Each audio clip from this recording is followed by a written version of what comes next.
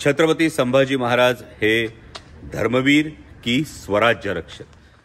जय शिवराय। अमोल ते अनमोलच्या आजच्या व्हिडिओमध्ये तुमचं मनापासून स्वागत आहे। खरं तर आजचा व्हिडिओ जो महाराष्ट्रात सध्या जी चर्चा सुरू आहे, जो वाद सुरू आहे, त्यावर भाष्य करणारा व्हिडिओ आहे।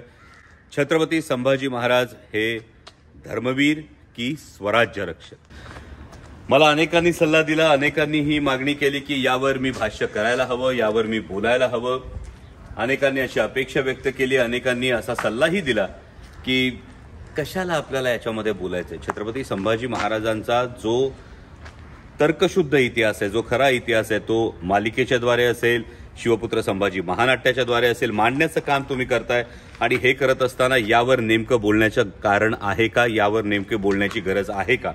मी प्रामाणिकपणे सांगू इच्छितो की हा व्हिडिओ पूर्णपणे अराजकीय आहे।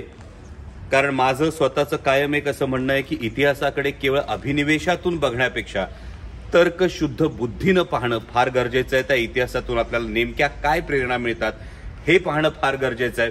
आणि अशा वेळी ही चर्चा सुरू झाली आहे।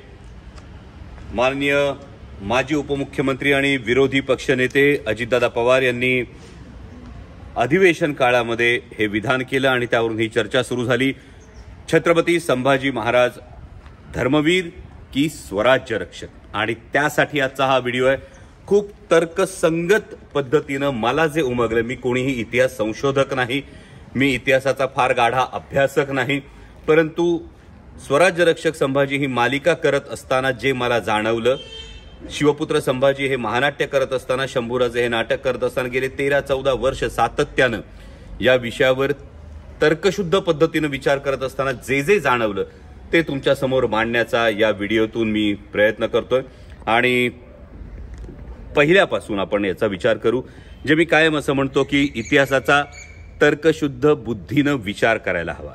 जर आपण याचा विचार केला तर छत्रपती संभाजी महाराजांविषयी अनेकांनी अनेक गोष्टी लिहून ठेवल्या। या अनेक गोष्टी लिहून ठेवत असताना सुरुवातीला छत्रपती संभाजी महाराज धर्मवीर ठरतात का, या अँगलचा आपण विचार करू।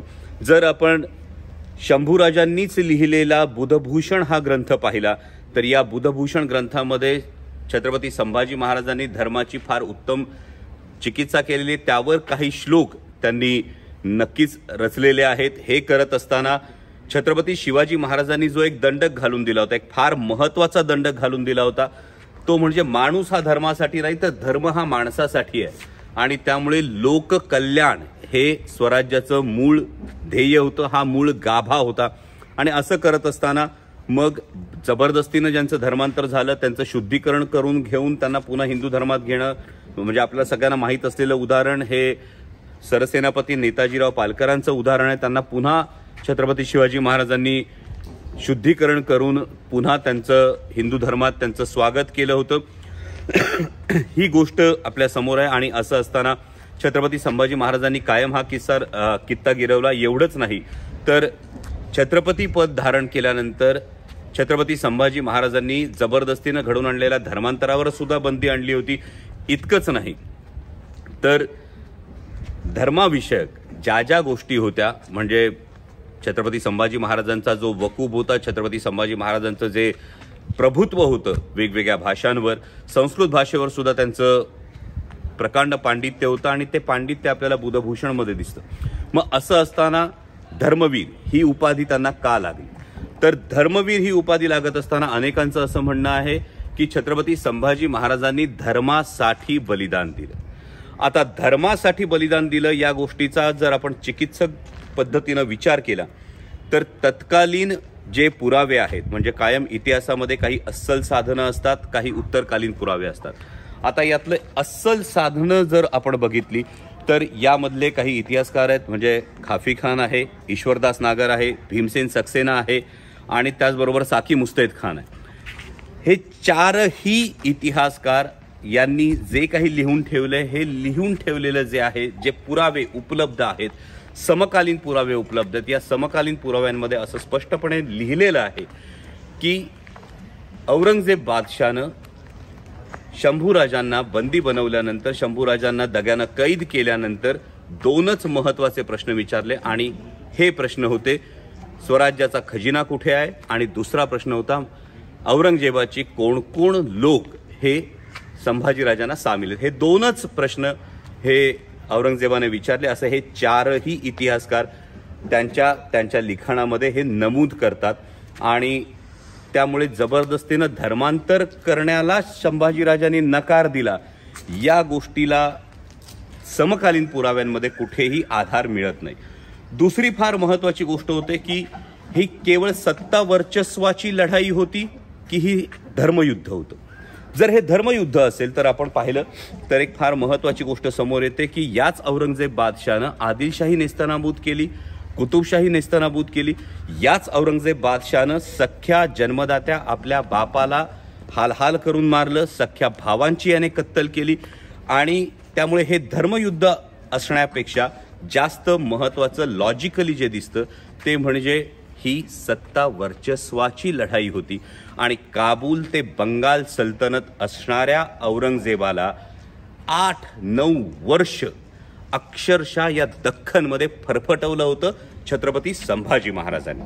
आणि त्यामुळे हे धर्मयुद्ध होत नाही. मग औरंगजेबाचा जो एक बुरखा होता, औरंगजेबाचं सातत्यानं जे धर्माविषयक एक गोष्ट होती, म्हणजे डॉक्टर जयसिंगराव पवार याविषयी लिहितात. डॉक्टर जयसिंगराव पवार इतके मोठे अभ्यासक आहेत, ते म्हणतात की ही शक्यता नाकारता येत नाही, पण ही शक्यता नाकारता येत नाही असं ते म्हणतात.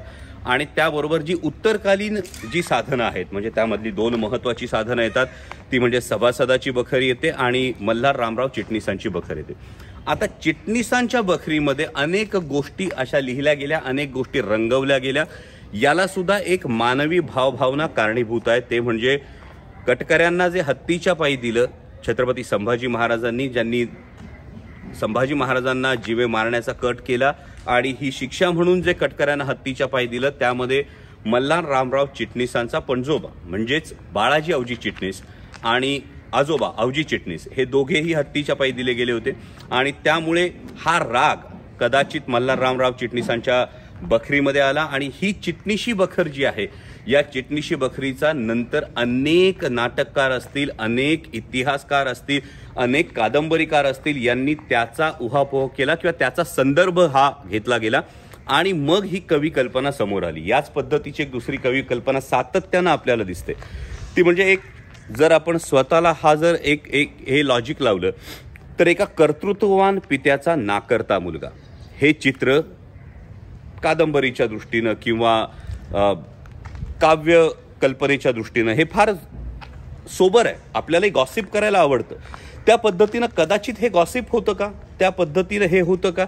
त्यामुळे बाकी जे संदर्भ आता सोशल मीडियावर काही संदर्भ येतात, म्हणजे स्वातंत्र्यवीर सावरकरांच्या लिखाणातले काही संदर्भ येत आहेत, गोळवलकर गुरुजींच्या संदर्भातले काही हे येत आहेत, पण यामध्ये किंवा काही जण अगदी राम गणेश गडकरींसारख्या मोठ्या नाटककाराचा सुद्धा संदर्भ देत आहेत. पण या सगळ्या संदर्भांमध्ये संपूर्णपणे त्यांचा दोष आहे का, की तत्कालीन त्यांना जी उपलब्ध साधनं होती त्यानुसार त्यांनी हे मांडण्याचा प्रयत्न केला. यामध्ये नक्कीच एक जागा राहते, यामध्ये नक्कीच एक गॅप हा राहतो. नंतरच्या काळामध्ये जे सातत्यानं संशोधन केलं, म्हणजे अनेक मोठे लेखक आहेत, सेतू माधवराव पगडी असतील, वासी बेंद्रे असतील, डॉक्टर जयसिंगराव पवार स्वतः असतील, डॉक्टर कमल गोखले असतील, अशा अनेक लेखकांनी छत्रपती संभाजी महाराजांचं जाज्वल्य चरित्र हे समोर आणलं. आणि असं आणत असताना माझं जे प्रामाणिक मत आहे, जे मला असं वाटतं, ते म्हणजे या सगळ्या आधीच्या लेखनामध्ये एक गोष्ट अशी आपल्याला सदर दिसते की छत्रपती संभाजी महाराज हे बदफैली होते, त्यांची प्रतिमा ही मलिन करण्यात आली, पण त्यांनी धर्मासाठी बलिदान दिलं हे मांडलं गेलं. जेव्हा ही संकल्पना येते ना, तेव्हा ही संकल्पना केवळ छत्रपती संभाजी महाराजांचे जे शेवटचे दिवस होते, त्यांना कैद केल्यानंतरच्या त्यांच्या असीम बलिदानापर्यंतचा जो काळ होता, एवढ्यापुरतंच मर्यादित ठेवतं.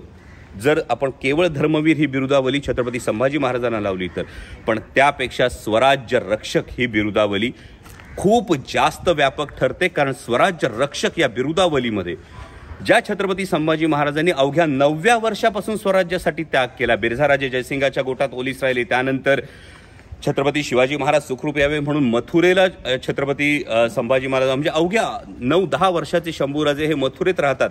त्यानंतर पुन्हा मुघलांशी महाराजांनी तह केल्यानंतर तत्कालीन औरंगाबादेला, म्हणजे आत्ताच्या छत्रपती संभाजीनगरला पुन्हा संभाजीराजे हे शहजादा मुअज्जमकडे थांबले आणि छत्रपती शिवाजी महाराजांच्या देहावसनानंतर अत्यंत शौर्यानं एकाच वेळी 5-5 आघाड्यांवर पंजेफाड करत छत्रपती संभाजी महाराजांनी स्वराज्य राखलं।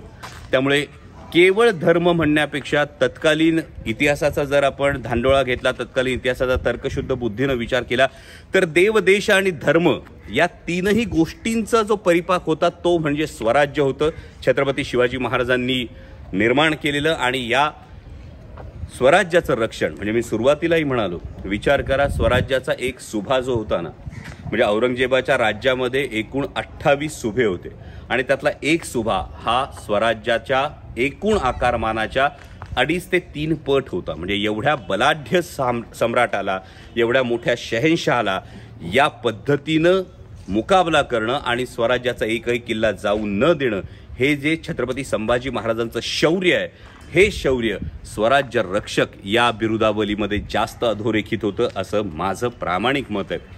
आणि हे होत असताना यावर कोणताही वाद निर्माण करण्यापेक्षा मला असं वाटतं की त्यातून नेमकी आपण कोणती प्रेरणा घेत आहोत, त्या इतिहासाकडून आपण नेमकी कोणती प्रेरणा घेत आहोत। म्हणजे पित्याची आज्ञा शिरसावंद्य मानून आपल्या प्राणांची कुरवंडी करणाऱ्या, प्राणांची आहुती देणाऱ्या छत्रपती संभाजी महाराजांची ही पितृभक्ती घ्यायची, त्यांची ही स्वराज्यभक्ती घ्यायची, त्यांची ही या मातृभूमीप्रती असणारी भक्ती घ्यायची, या गोष्टी आपण खरं तर नमूद केल्या पाहिजेत। कारण छत्रपती संभाजी महाराजांचं जे बलिदान आहे, या बलिदानाने एक फार मोठी प्रेरणा या हिंदुस्थानाला दिली आणि ती प्रेरणा होती की छत्रपती संभाजी महाराजांच्या बलिदानानंतर 18 वर्ष सर्वसामान्य रयत लढली। ज्या पद्धतीनं औरंगजेबानं छत्रपती संभाजी महाराजांची हत्या केली त्याचा एक राग म्हणू शकतो, छत्रपती संभाजी महाराजांच्या बलिदानामुळे मिळालेली प्रेरणा म्हणू शकतो। 18 वर्ष सर्वसामान्य रयत लढली आणि काबूल ते बंगाल सल्तनत असलेल्या औरंगजेबाला परत स्वतःच्या राजधानीत जाता आलं नाही, परत स्वतःच्या राज्यात जाता आलं नाही, त्याची कबर या दख्खनमध्येच खोदली गेली। हा मराठ्यांचा सर्वोच्च पराक्रम आहे आणि त्यामुळे केवळ धर्मासाठी बलिदान दिलं असं म्हणणं, हा मला असं वाटतं छत्रपती संभाजी महाराजांच्या जाज्वल्य चरित्रावर, छत्रपती संभाजी महाराजांच्या शौर्याचा हा पूर्णपणे न्याय देणं होत नाही। उलट स्वराज्य रक्षक या बिरुदावलीनं छत्रपती संभाजी महाराजांचं जे व्यापक कार्य होतं, या कार्याला फार मोठा न्याय दिला जातो। म्हणजे एकाच वेळी 16 भाषांवर असणारं त्यांचं प्रभुत्व असेल, नखशिखा, नायिकाभेद, 7 शतक, बुधभूषण असे 4 ग्रंथ लिहिणं असेल, एकाच वेळी 5 आघाड्यांवर मी कायम पंजेफाड म्हणतो, एकमेव राजा आहे ज्यानं परकीय सत्तेला सुद्धा गुडघे टेकायला भाग पाडलं होतं। म्हणजे छत्रपती संभाजी महाराजांची जी गोवा मोहीम होती, पोर्तुगीज जे इंग्रजांच्या पाठोपाठ जे फार मोठं राज्य होतं, या पोर्तुगीजांना दे माय धरणी ठाय करून ठेवणारे छत्रपती संभाजी महाराज होते। त्यामुळे जो हा स्वराज्याचा छावा होता, शिवसिंहाचा छावा होता, छत्रपती संभाजी महाराज होते, त्यांच्या कार्यकर्तृत्वाला खरा न्याय हा स्वराज्य रक्षक या बिरुदावलीमुळेच मिळू शकतो असं माझं प्रामाणिक मत आहे। यामध्ये कोणताही राजकीय हेतू नाही, पण जर आपण तर्कसंगत पद्धतीनं पाहिलं तर हे अवघड आहे। कारण अनेक वर्ष एक गोष्ट आपल्या मनावर बिंबवण्यात आलेली आहे, पण हा जो पण आहे की छत्रपती संभाजी महाराज असे होते पण त्यांनी एवढंच केलं म्हणून ते एक प्रतीक, कदाचित उजव्या विचारसरणीच्या लोकांनी हे प्रतीक समोर आणलं असेल, हे धार्मिक प्रतीक म्हणून छत्रपती संभाजी महाराजांचं बलिदान समोर आणलेलं असू शकतं।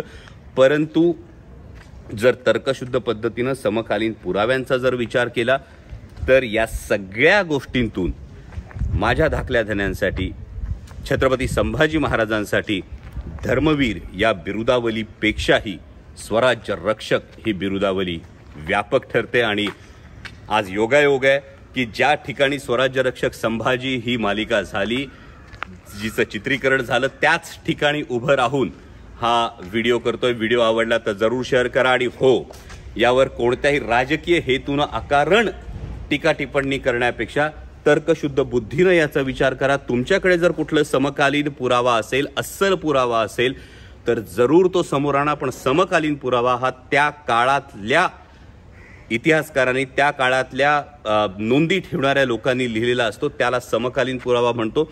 असा अस्सल पुरावा अजून तरी माझ्या वाचनात नाही।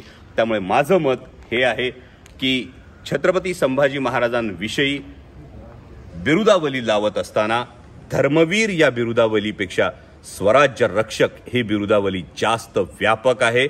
या मातीसाठी, या मातृभूमीसाठी लढत असताना प्राणांची आहुती देऊन एक असीम प्रेरणा सर्वसामान्यांना लढण्यासाठी दिली असेल तर ती छत्रपती संभाजी महाराजांनी दिली. आणि म्हणून माझ्यासाठी छत्रपती संभाजी महाराज हे स्वराज्य रक्षक ही बिरुदावली त्यांना जास्त शोभून दिसते. धन्यवाद. जय शिवराय.